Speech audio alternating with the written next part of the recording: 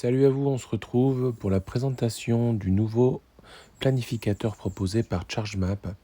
ChargeMap, voilà, ce sont des Français qui ont créé cette application historiquement de positionnement de bornes pour véhicules électriques, qui est d'ailleurs pour moi la plus développée aujourd'hui, la plus intéressante de par la communauté.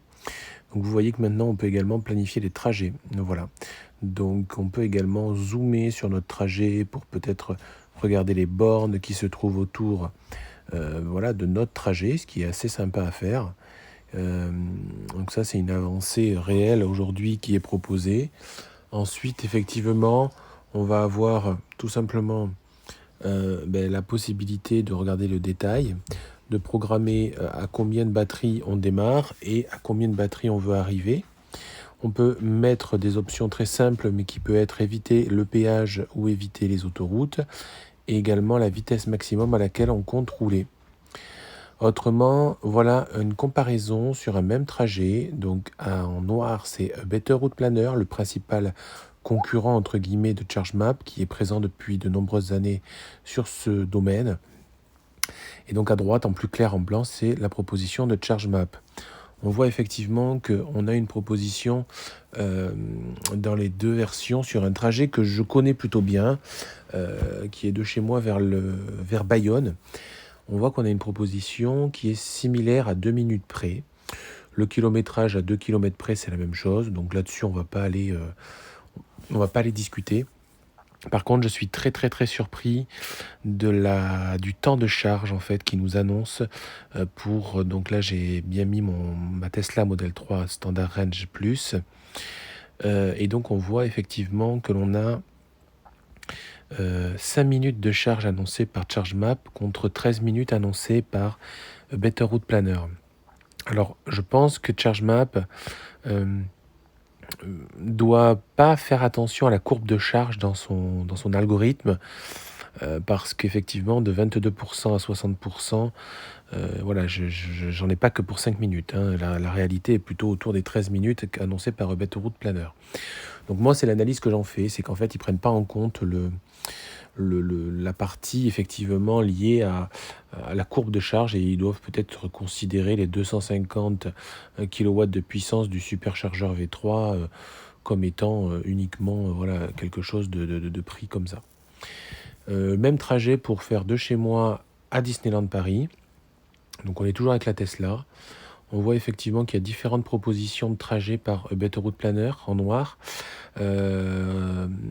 C'est pas le cas de ChargeMap pour le moment, c'est un seul et unique trajet. Alors on voit qu'effectivement on est sur des kilométrages assez différents. C'est-à-dire qu'on a 607 km pour Better Route Planner et 690 km pour ChargeMap. Je suis assez surpris parce qu'il semblerait que ce soit en fait au premier abord en le regardant le même trajet. Donc étonnant, voilà, étonnant que ça ressorte comme ça. Alors si on regarde un petit peu plus dans le détail, on a, on a à peu près le même temps de charge des deux côtés annoncés. Sauf que en fait, on n'a que 3 charges chez Better Route Planner et 5 charges chez ChargeMap. Je suis un peu plus déçu là de la proposition de ChargeMap parce qu'effectivement, il ne vous propose pas que les superchargeurs Tesla, et alors il vous propose une multitude de chargeurs différents. On dirait que leur algorithme est plutôt configuré comme étant quelque chose de charge lente, c'est-à-dire que c'est souvent des petites charges qui vous propose ChargeMap pour avoir un petit peu fouillé et fait d'autres simulations. On est vraiment sur des charges courtes. Alors, effectivement, pourquoi pas, hein. Moi je dis effectivement pourquoi pas avoir plusieurs charges courtes plutôt que 3 charges un peu plus longues. C'est dommage quand même qu'il n'y ait pas une sorte de favoritisme entre guillemets sur les superchargeurs Tesla lorsqu'on dispose d'une Tesla en priorité. Bon, c'est une remarque. On va tester avec mon ID3. Donc on change de véhicule et donc on va effectivement faire pareil, le même trajet jusqu'à Disneyland Paris. Là on est sur quelque chose qui est, alors pareil, plusieurs propositions. 3 arrêts proposés par... alors on va essayer de comparer les mêmes trajets. Hein. On va essayer de comparer les mêmes trajets, ce sera plus simple. Donc 3 arrêts proposés effectivement par ChargeMap, par Je vais y arriver. À Better Route Planner, ChargeMap lui en propose un peu plus. On a 1h51 de charge chez ChargeMap. Également, pareil, vous voyez, vous me faites arrêter chez Nissan. Alors sincèrement, bon, j'ai pas trop envie d'aller chez Nissan avec ma Volkswagen ID, hein, je vous le fais très clair. Voilà. Et à côté de ça, effectivement, il nous propose 2 arrêts chez Better Route Planner. Mais par contre, on a un bridage à 110 km/h, ce qui me dérange assez. Donc là, je trouve que les deux propos sont pas folles. Franchement, ça me fait pas rêver. Je pense que je n'exécuterai en tout cas pas le trajet, ni comme me propose ChargeMap, ni comme me propose le Better Route Planner dans cette circonstance-là. Ce qu'on peut dire pour finir, c'est que c'est cool quand même que ChargeMap se soit lancé là-dedans. Bon, on voit qu'on est en version bêta, il y a encore quelques améliorations à faire. Mais bon, c'est un bon début.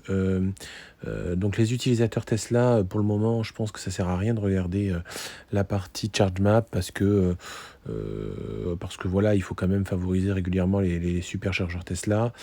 Bon, en plus la voiture fait bien le job, hein, donc bon, pas trop besoin de se prendre la tête. Pour les autres, effectivement, ça peut être un vrai plus.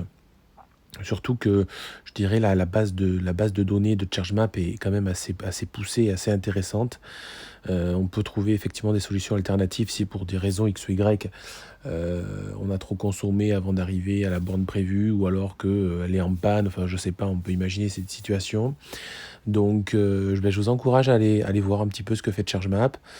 Je pense qu'à l'heure actuelle, Better Route Planner est encore un petit peu plus supérieur en termes d'analyse et de précision de ce qu'on peut faire, mais pour le grand public, la proposition de ChargeMap sera certainement une solution intéressante d'ici quelques mois, après un bon rodage.